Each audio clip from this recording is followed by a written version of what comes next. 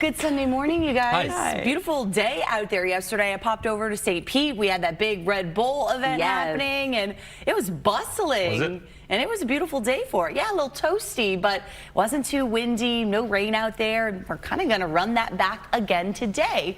So we start you out, nice start. Satellite and radar, mostly pretty quiet here. Look at Sky Tower vector scan. Just a couple of showers well up across our North Florida spots there along the western panhandle, then extending into other parts of the deep south. But most of the state quiet to start the day and still comfortable. This is going to be one of the last mornings here for our north and central Florida spots. We're really enjoying these 60s in the mix. Most of us near the coast have only bottomed out in the low 70s, but even that's been a nice change from the upper 70s. You see 66 right now in Tallahassee, Brooksville 68. A lot of our inland spots still holding with the upper and even some mid 60s. Right now, Bartow, Brandon 66 for you there. Upper 60s around Brooksville, Newport Richey, Wesley Chapel, and then closer to the water, we see those low 80s down the coast there, right around 72 in the Sarasota area, then about 75 St. Pete, one of the warmer spots in the mix for us this morning.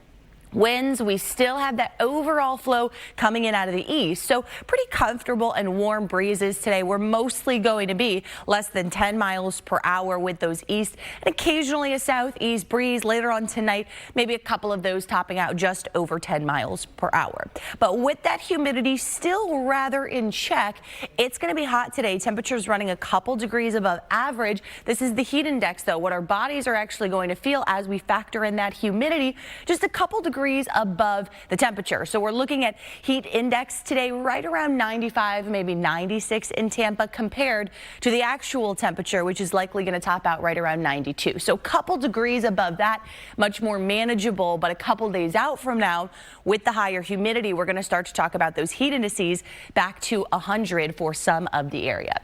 So as for your hour by hour forecast today, things are going to be mostly sunny into the afternoon. Couple clouds building in. There is an isolated shower possible for southern spots, so maybe we get one or two areas of rain as we get to that 4 o'clock hour. Look at Highlands County. You can see a stray sprinkle there. Anything that pops up today, not going to be very impressive rain wise today or even into Monday. So as we look ahead to Monday, things pretty quiet, a mix of sun and clouds throughout the day. Otherwise primarily dry.